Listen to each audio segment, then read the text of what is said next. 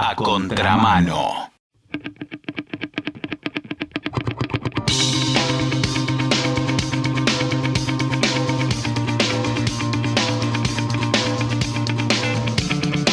La situación en Rosario, en Santa Fe, en general, es caótica. Parece que el narcotráfico ha tomado gran parte de la sociedad, el gobierno hace grandes movimientos de tropas. Nosotros solemos pensar que son más medidas de humo que de otra cosa, pero lo cierto es que no sabemos nada al respecto y tenemos la chance, por suerte, de hablar con alguien que sí sabe, y sí sabe desde el centro del problema sobre la cuestión. Él es Alberto Martínez, el secretario general de APROPOL, Asociación Profesional Policial Santa Fe, y te va a contar cuál es su opinión sobre la situación, cómo se podría solucionar y demás cuestiones. ¿Cómo te va, Alberto? Simón te saluda. ¿Qué tal, Simón? Buenas tardes, ¿cómo le va a todos ustedes? Y la situación es, sí, extremadamente difícil. Eh, yo diría que Rosario es un poco eh, la expresión por allí más difundida de un fenómeno que tiene todo un entramado por debajo de la superficie, pero que conecta, digamos, otros lugares geográficos, pero además otros actores de esta historia.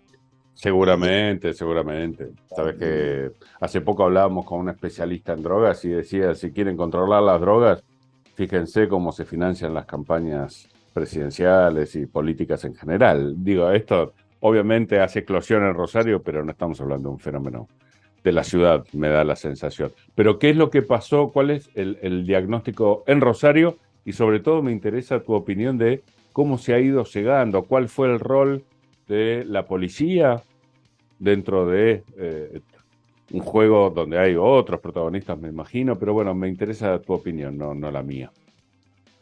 Mirá, acá la situación prácticamente no ha variado.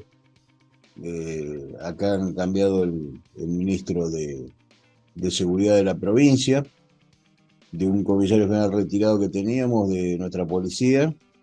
Fue reemplazado por su segundo, que es un comandante general de gendarmería, que ha sido bastante mencionado en lo que era el proyecto X, es decir, un hombre que viene del área de inteligencia. De hecho, esta semana ha pedido la creación de una mesa de inteligencia a nivel regional, por eso te mencionaba este tema de la regionalidad del problema. En realidad es a escala global el tema, todos sabemos, pero mínimamente para enfrentar esto no lo podemos hacer desde la idea de la municipalización de la seguridad. Eso es para otra cosa, es para cuestiones ¿A de qué te, código. a ver, aclaranos qué es la municipalización a la que haces referencia? Y la atomización de la policía, es decir, trasladarle un problema que es digamos, de conducción a nivel provincial, en este caso, porque nuestra policía es provincial, trasladárselo a las pequeñas comunas o municipalidades. Entonces, la cuestión ya no es del gobernador, sino del intendente de tal o cual lugar. En Eso es lo realidad, que se está haciendo ahora. y es lo que se quiere hacer. Bueno, ahí ustedes lo vieron en provincia de Buenos Aires y fracasó, se vio en México y fracasó. Es decir, nadie con una policía municipal puede enfrentar semejante monstruo como son las organizaciones narcocriminales, que en Estados Unidos ya esta semana avanzan sobre la idea eh, digamos, declararlas organizaciones narcoterroristas. Eh, porque, Declararlas como terroristas. sí, como Bien. terroristas. Y a Eh, vos el movimiento de tropas, digamos. A ver, enséñame, fuera de broma, me interesa tu forma de ver las cuestiones. Nosotros, desde el sentido común, vemos que el narcotráfico avanza desde el soborno, desde la amenaza, pero más bien en la oscuridad. Entonces digo, sí, cuando vos haces un movimiento así de tropas, ¿cuál podría ser la utilidad? Si básicamente todos los aliados que tendrían esas tropas, o no todos, obviamente, ya sabemos, pero digo, varios, están tomados, es decir, su voluntad está tomada. Entonces, ¿cuál es el éxito de una operación de ese tipo?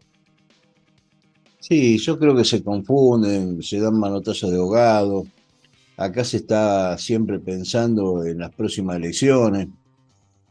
Y esto es un problema porque toda estrategia, dicen los que conocen, que no es mi caso, pero lo repito, eh, se desarrolla en el tiempo.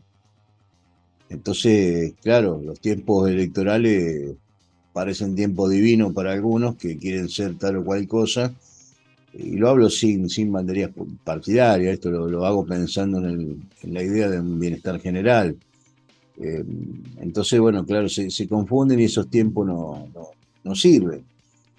Entonces, claro, Sí, sí, dicen, esto bueno, empezó, es verdad, tiene que haber empezado hace mucho tiempo atrás y difícilmente se va a resolver en tiempos electorales, pero sí, el movimiento de tropas parece más para calmar las ansias del público que para solucionar algo, ¿no? pero que aparte hay prohibiciones legales.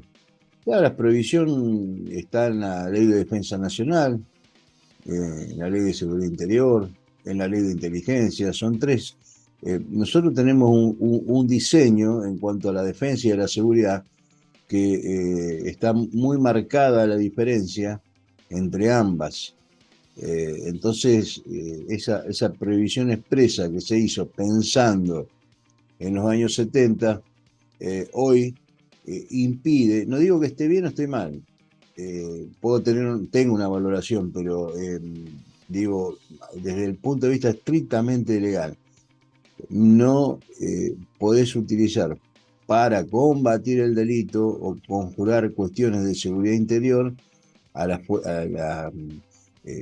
fuerzas Nacionales, no, militares, porque vos tenés militares. fuerzas policiales nacionales como puede ser policía, policía federal, gendarmería, prefectura o PCA, la aeroportuaria, que de hecho se utilizan y hay acá trabajando, pero tienen lo que se llama poder de policía, lo cual a vos te da una amplia gama de posibilidades en trabajo con el ciudadano directo. El militar está para otra cosa en este diseño. Ahora, en otros países se utilizan para cuestiones de custodias de frontera. Por ejemplo, Uruguay ya hace algunos años, ellos tienen un trabajo en una zona de 400 kilómetros de frontera donde el ejército trabaja incluso con carros blindados. En Uruguay, acá nomás.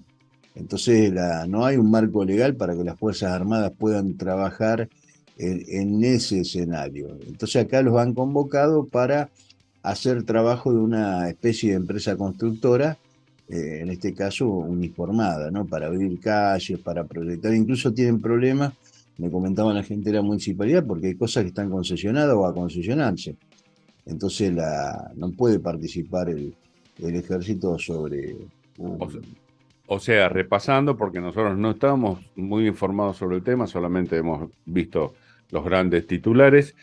Vos lo que decís es que los militares no tienen poder de policía, así que digo, fueron enviados al pedo, porque lo cierto es que no van a poder actuar por las leyes de los años 70, me imagino que están apoyadas en lo que pasó con el tema del terrorismo.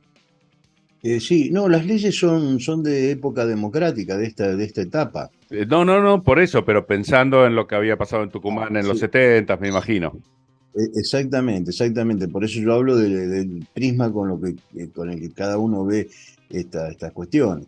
No, Después, seguro. Y decime, Alberto, primero, a vos que estás escuchando, te avisamos que Alberto, viste que hablamos de Apropol, es secretario general de una asociación que pretende la sindicalización policial, que por cierto está contemplada en la Constitución Nacional y que es negada por todos los gobiernos. Sabés que a nosotros nos gustan los temas sin grieta. Bueno, este es uno clarísimo, un tema sin grieta. Todo el mundo está de acuerdo en negarles a los policías la sindicalización, que debería ser un derecho como el tuyo o el mío. ¿Vos pensás que esta sindicalización podría ayudar a la policía dentro de su rol para combatir la corrupción policial, el narcotráfico y demás? sí, sin duda, la participación de los trabajadores en términos generales. Mirá, si hay un sector que de manera permanente defiende los intereses de la patria, siempre han sido los trabajadores. de cualquier sector. Pero decime, Alberto, ¿cómo serviría esa sindicalización? Mirá, yo creo que es el último y único gran intento que podemos tener para eh, volver a tomar el control de nuestras fuerzas. ¿Por qué? Primero porque es un ámbito de expresión democrática, un sindicato, Obvio. donde la participación ya no es tan susceptible. Yo no digo que sea la panacea del sindicato, porque también hay cuestiones que... Pero fíjate vos que pueden salir a la luz estos problemas, se pueden discutir. Vos cada X cantidad de años vos tenés elecciones, se tiende siempre a la profesionalización, se establecen otros lazos, otros códigos de conducta, o se valorizan códigos de conducta que han sido patrimonio de nuestro gremio. Cuando digo gremio, no digo el sindicato como número de personería gremial, ¿no es cierto? Un numerito, ¿no? Como conjunto de trabajadores. Como grupo de trabajadores. Sí. Entonces, en todo esto, nosotros tenemos, mira, 4 banderas sobre las cuales trabajamos siempre. La desmilitarización, porque creemos que no le sirve a la policía. La policía tiene que tener un carácter policial y los militares, obviamente, es un carácter militar. También el tema de la democratización, la profesionalización y la humanización. Nosotros sobre esas 4 banderas creemos que se puede levantar una estructura, banderas éticas, morales. Sí, sí. He hablado alguna vez con un colega tuyo en la lucha, en tu lucha, y me decía que alguien me demuestre que no somos humanos. Si no pueden, es que los derechos humanos nos tocan a nosotros también, ¿no? Y es así. A ustedes, obviamente, a los presos, a los delincuentes, a los policías, a los militares, a todos los humanos, ¿verdad? Es Todo eso es así. un patrimonio de toda la humanidad. El problema de narco, ¿es policial nada más en Rosario? No, no. ¿Quién más interviene en la construcción del problema?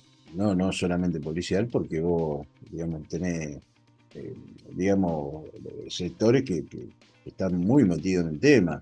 El depósito final de lo recaudado, que son millones de dólares al año, eso tiene que tener un tratamiento por gente muy específica, muy especializada. Mirá, acá hemos tenido en Rosario, por ejemplo, el gerente de Puerto Rosario, Shanahan de apellido, que manejaba el puerto, cayó con una mesa de dinero que le proveía dólares a los monos, porque yo me imagino no van a ir con peso argentino, porque no se lo reciben ni para... Obvio. necesitan dólares físicos. Entonces, todo eso requiere una ingeniería financiera, requiere de operadores muy especiales, muy específicos. Y bueno, digamos, esto va más allá de la estructura policial. La estructura policial lo que puede garantizar es algunas cuestiones que tengan que ver con el territorio, la violencia, las denuncias que puedan ingresar para ser bueno, investigado, para vender algún... Frenarlas, me imagino, ¿no? Claro, por eso esto es mucho más amplio, porque el circuito es más amplio, ¿no? Por eso digo, no es un problema policial. ¿Y la Y justicia en qué está? es como en todos lados, la justicia o el poder judicial como estructura es un campo de batalla, es como la policía, tenés de todo un poco. Eh, lo que, digamos, acá hay muy poca actividad. Acá hubo una jueza que se llamaba Laura Inés Cosidoy, que tuvo una actuación bastante destacada hace algunas décadas con el tema en los años 90, principios de los 90, que dijo que el Poder Judicial trabajaba de lunes a viernes, que había que trabajar más días de la semana. Y a mí me ha tocado casos de que vos vas a pedir una orden de allanamiento a un juzgado y se lo pedí para un sábado y ya te miran con otra cara. Es decir, A eh, ver, igual, a ver, entiendo al laburante que te mira con cara así de recelo, pero no entiendo a los que no arman la estructura como para que los laburantes vayan rotando y vos tengas la asistencia del Poder Judicial. Digo que es necesaria, porque obviamente el delito no para el viernes a las 5 o 6 de la tarde. sí, pero además los funcionarios públicos, yo ya no estoy en actividad, pero los funcionarios públicos tenemos que, hablo de esa pertenencia porque hice todo eso durante muchos años, pero tenemos que tener otra visión. No estamos para que el público nos sirva a nosotros. Tampoco somos serviles públicos, pero sí nos debemos al público, al conciudadano, porque para eso nos pagan. Es decir, vos tenés que tener también una necesitas dar un poco más. Volvemos a lo mismo, nosotros estamos en eso completamente de acuerdo con vos, que se necesita de bastante más que una policía infiltrada como para generar una situación tan absoluta como la que está viviendo Rosario en relación con los narcos, ¿no? Como vos sos experto en la parte policial, te voy a preguntar por eso, pero solamente para aprovecharte. ¿Han tenido muchas bajas extra más allá de la peligrosidad de su trabajo, que es habitual, por el tema narco? Hubo algunos casos, yo te cuento por allí, el más resonante fue el del comisario mayor Morgans, al cual yo conocí y fui instructor de la escuela. Y 4 días antes de que lo mataran, él me anticipó que lo podían matar. Y me preguntó, me pidió un consejo de amigo, porque él tenía que ir a declarar a la comisión de investigadora por la desaparición de la notebook de Luis Medina, un narco que fue asesinado tiempito atrás de cuando ocurría esa escena que yo te estoy relatando. Y le digo, mirá, le digo, yo le decía a Pinocho, le digo, mirá, Pinocho, yo creo que vos tenés que hablar todo lo que sepa, porque él había transportado la computadora por orden del gobierno y de los fiscales que estuvieron en la reunión, porque era una notebook que quemaba por la información que pudiera tener adentro.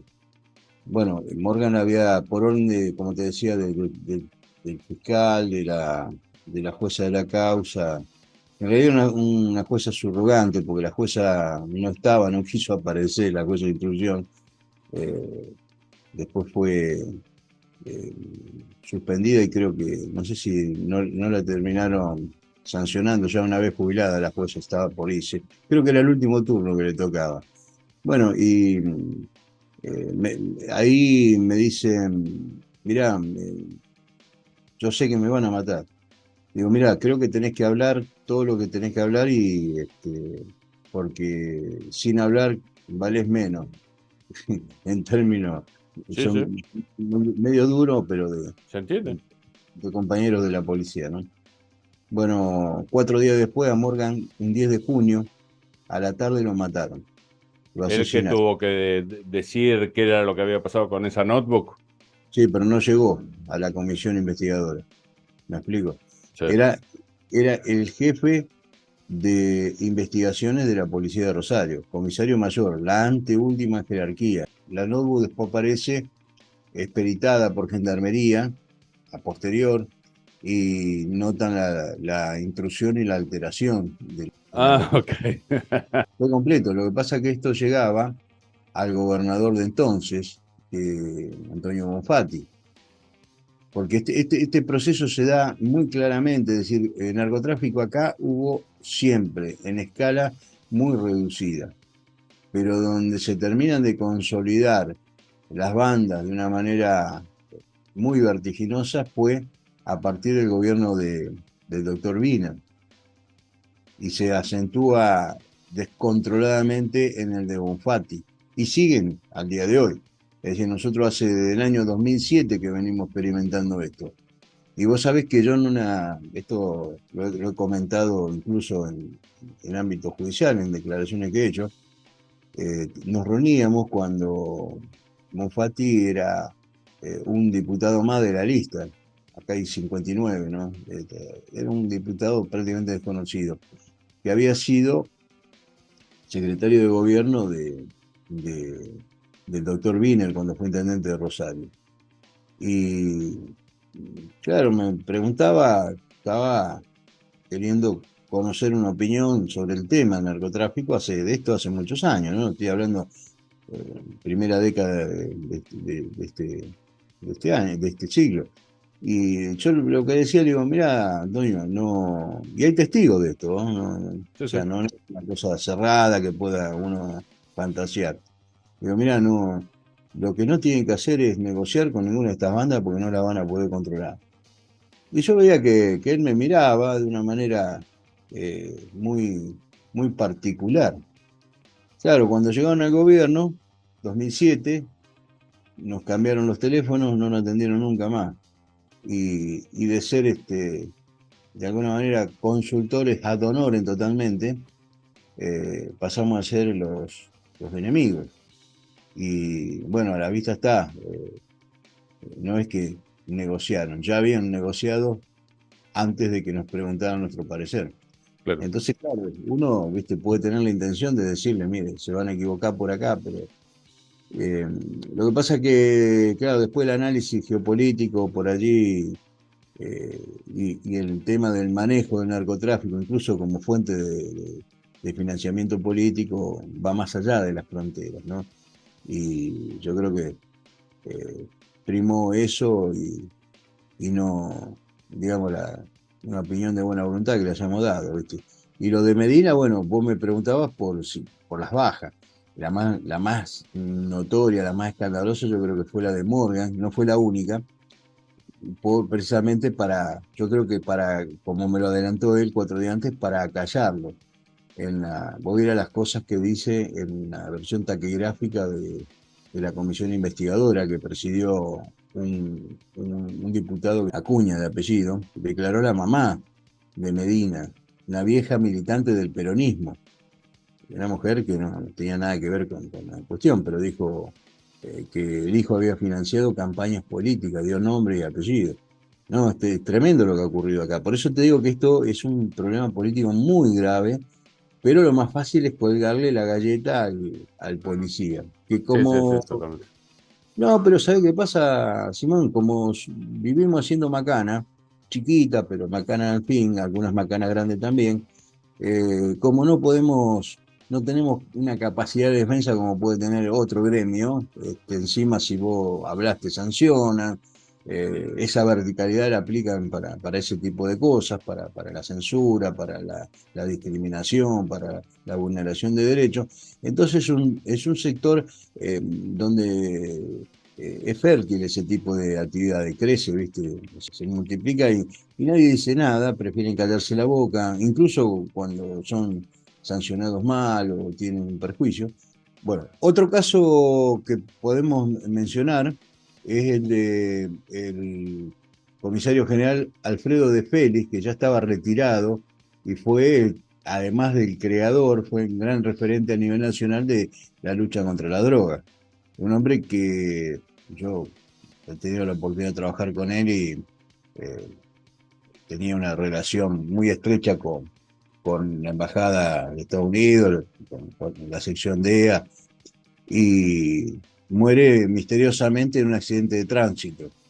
Al principio, y al contrario de lo que opinaba la familia, yo dije que no tengo elementos, pero me daba toda la impresión y tenía la convencimiento interior de que lo habían matado.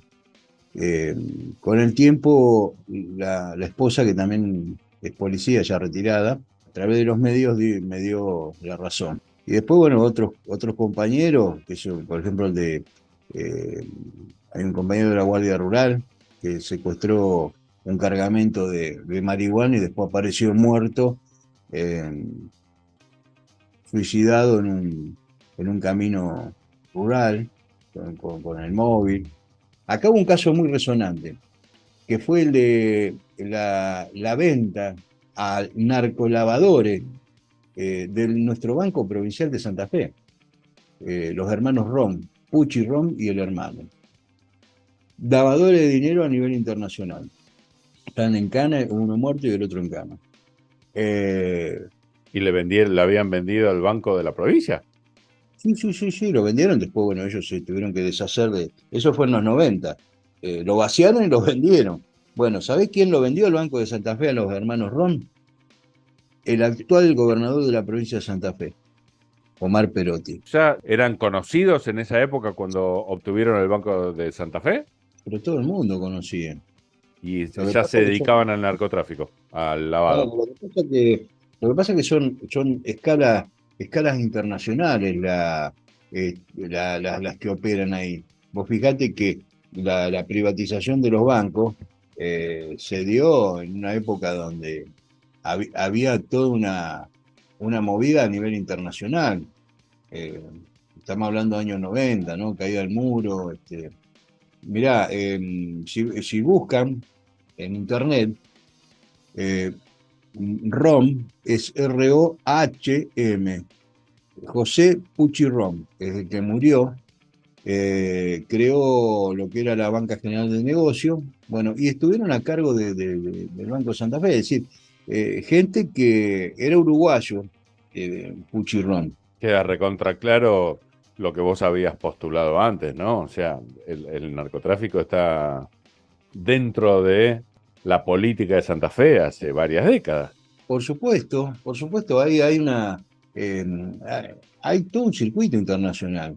Y llega un momento que la escala del negocio, entre comillas, necesita de un lavador.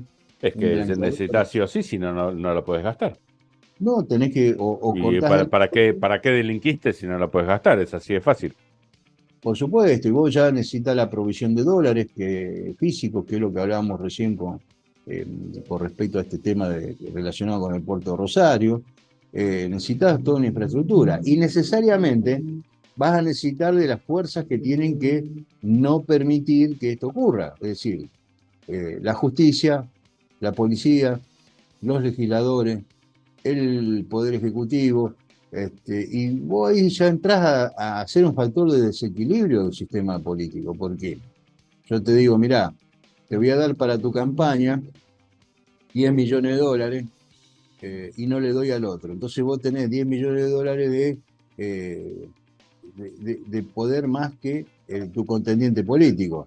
Cuando tu contendiente político se enteró, vino, tocó timbre y dijo, mirá, yo también quiero 10 millones. Quiero. Impresionante, Alberto, charlar con vos. Realmente cumpliste con todas las promesas que nosotros teníamos en la cabeza sobre revelaciones y anécdotas al respecto.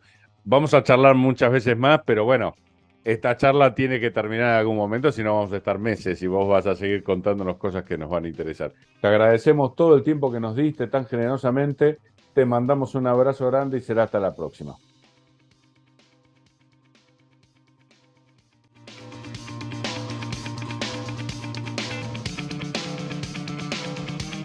Sí, rápido. ¿Cuánto es 2 más 2? 5. ¡Ay, Dios! ¿Cómo 5? ¿Qué preferís? ¿Velocidad o precisión? A contramano.